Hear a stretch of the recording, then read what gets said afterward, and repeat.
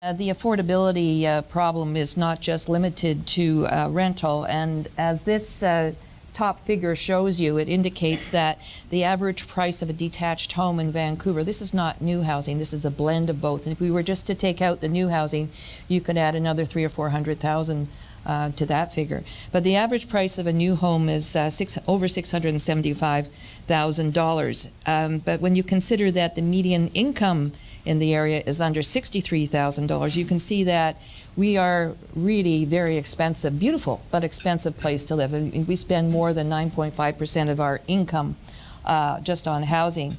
As a reference point for you all, if you were to look at what would be affordable for the median income, you're probably looking at average house prices about $295,000.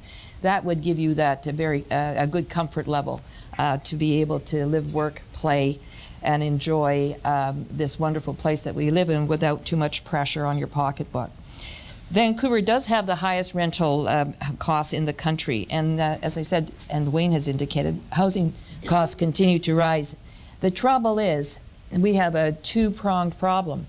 We have ownership costs continue to rise, and as that happens, and it's more difficult for people to buy a home, to own a home, that puts more pressure on the need to supply more rental housing. So we cannot tackle this just by looking at rental housing. We have to look at the affordability of housing generally speaking. Housing is a continuum, so rental housing is a very important part of that continuum, and that's where the pressure is today. But in the long run, we have to look at ways of mitigating the costs, the impacts on housing at all levels so that we have a good blend.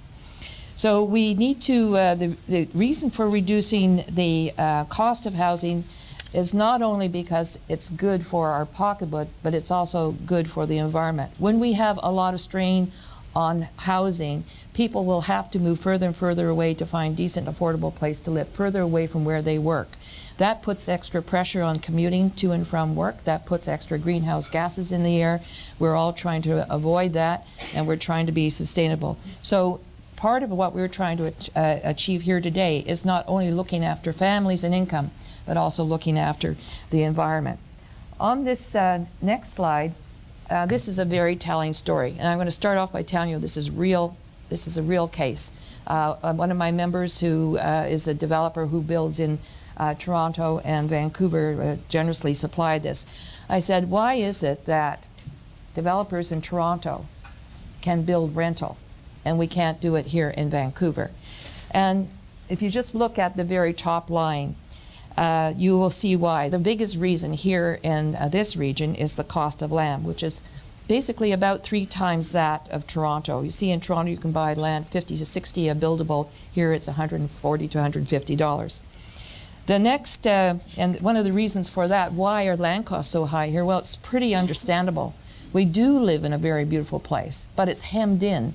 It's hemmed in by mountains, by the agricultural land reserve, by the ocean, and by the US border. And 70% of the land in the region is already preserved. It's protected. It's in either an agricultural land reserve or it's in a green zone. And that last 30%, well, you look around, is pretty much built out. There's very few areas left for what we call greenfield development. As a result of that, that means we have to use whatever land we have left that's developable. We have to use it wisely and efficiently.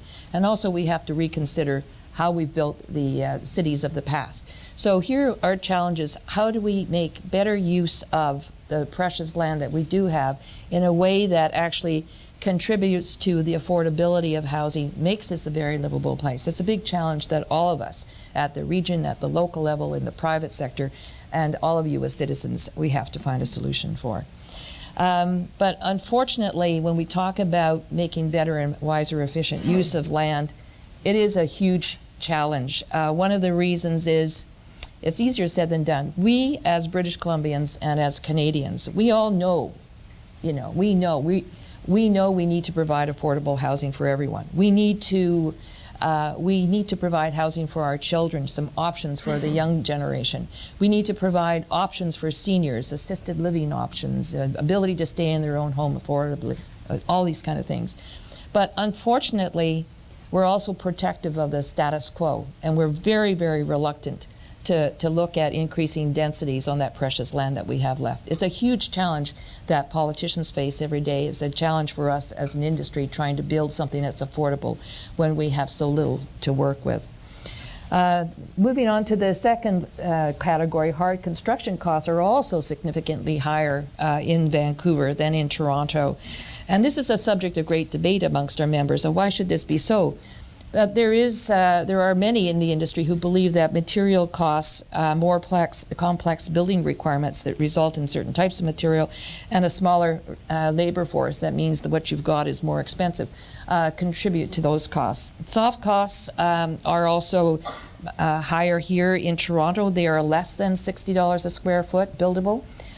In Vancouver, they're more than $80 a square foot. Soft costs, for those of you who may not know, include municipal charges, which vary greatly from municipality to municipality.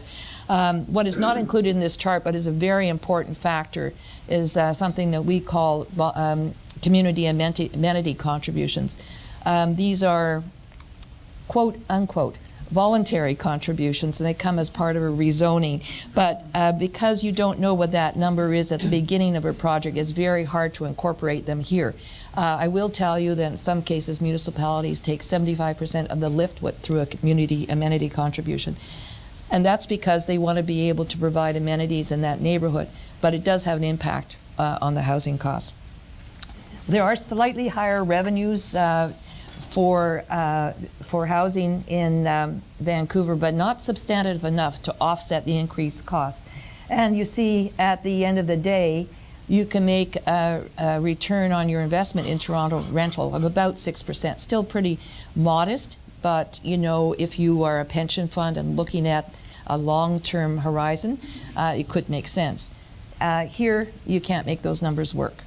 So those are the sorts of things that go into a decision by a developer to build purpose-built rental. Now, as I alluded to earlier, at the regional level, we want to all solve the housing problem, but when it comes to real projects at the local level, we're often faced with resistance from residents. And really, the elephant in the room, as I mentioned earlier, is that people do not like density, and they're very vocal about it to councils. Unfortunately, affordable housing isn't seen as an amenity by most people living in the community. They see it more as a burden to them. They're going to have more traffic and all these other, challenges. More people are going to share their amenities that they already have.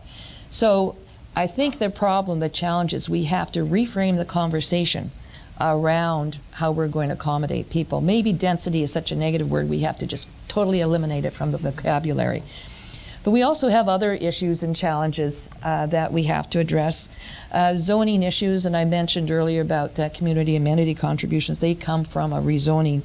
But zoning issues also include issues around the length of time it takes to go through a process. So while we are looking at costs, there's these sort of almost intangible costs in some cases where you don't know how long the approval process is going to take, and in some cases it can take, for a complex project, up to 5 years.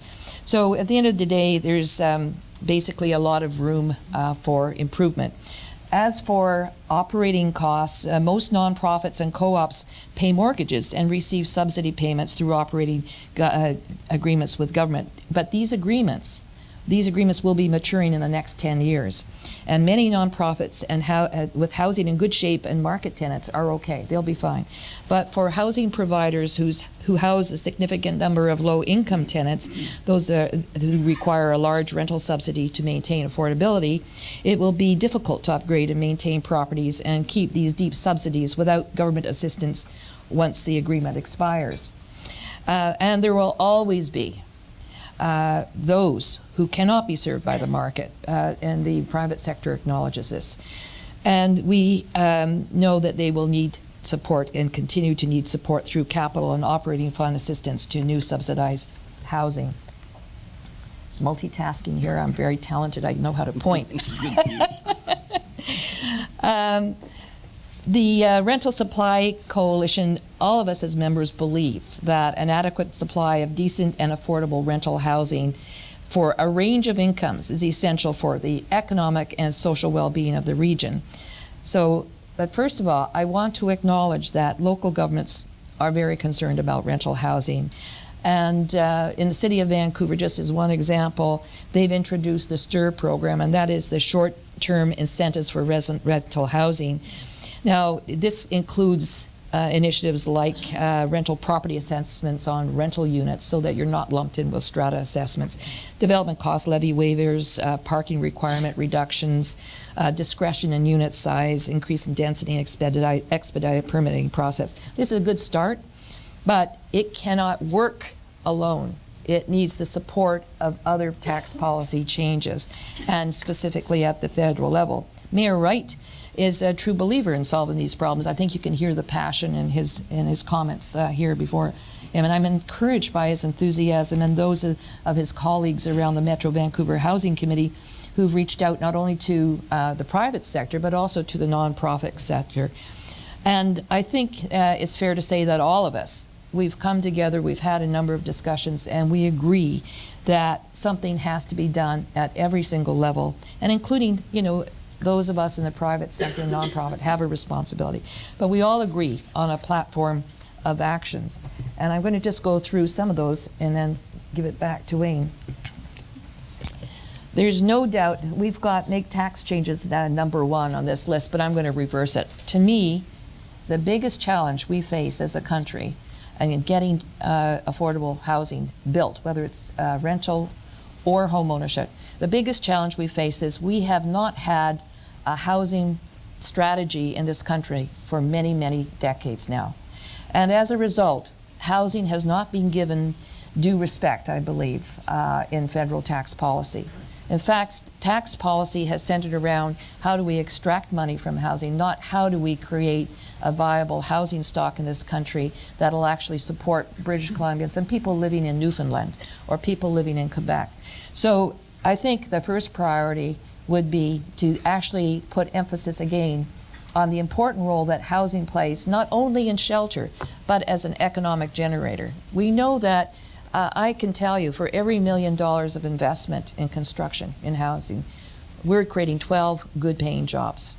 We're creating opportunities for people to live and work in decent, affordable, not only housing, but also, create communities that are viable. So we think that we're going to be asking, and have been asking for a number of years, the federal tax policy to change. We need to look at the viability of the nonprofit and co-op housing sector. And we are currently exploring options there. It's very complicated, but this needs attention. We need to create supply, but it does require the cooperation of all of us. So to be specific about some of these actions that we're looking at the federal level, we're asking that we return to mid-1970s. Sometimes the good old days were the good old days. And the case of tax policy related to rental housing, that definitely was true. We're asking the federal government to look at reinstating the ability to defer capital gains tax upon reinvestment in rental housing, to accelerate depreciation, to be able to deduct losses against other income. This is very helpful to smaller landlords. To permit the GST, HST zero rating or exemption. Right now, as a landlord, you have to pay the HST, you can't pass it through. But if you were able to zero rate it or exempt it, then that wouldn't put the burden on it. And we need to look at increasing the viability of the nonprofit co-op construction through direct capital investment and long-term low-cost financing. Now, not to leave out the provincial government, we are asking them to take leadership. Actually, we've had a very good response from the province. They have in the past and are willing again to help us champion this cause with their first minister, the housing ministers across the country. So we're asking them to take leadership and work with us and with their colleagues across the country to encourage the federal government, and who knows who might be the federal government a year from now. There's possibility of an election. But we're asking them to take a leadership position in Canada along with us and promote some of our asks of the federal government in tax policy. They can also create incentives for the non-market affordable rental housing and looking at fair tax practices for rental properties. And that we need to revise the BC Assessment Authority practice to assess property tax on rental property based on a strata value. Now, that alone will help significantly. And, you know, the usual things that we ask for: more land for rental housing. The government owns a lot of land. They are making it available. And we need their help to address income challenges for those earning less than $45,000. Rent supplements is a good thing. I want to give the BC government, especially Minister Coleman, credit for creating a lot more non-market housing than has been done historically. And I think here's someone who also has passion about housing. So, and he's done a lot. But unfortunately, the problem is growing, and the current approaches are not sufficient.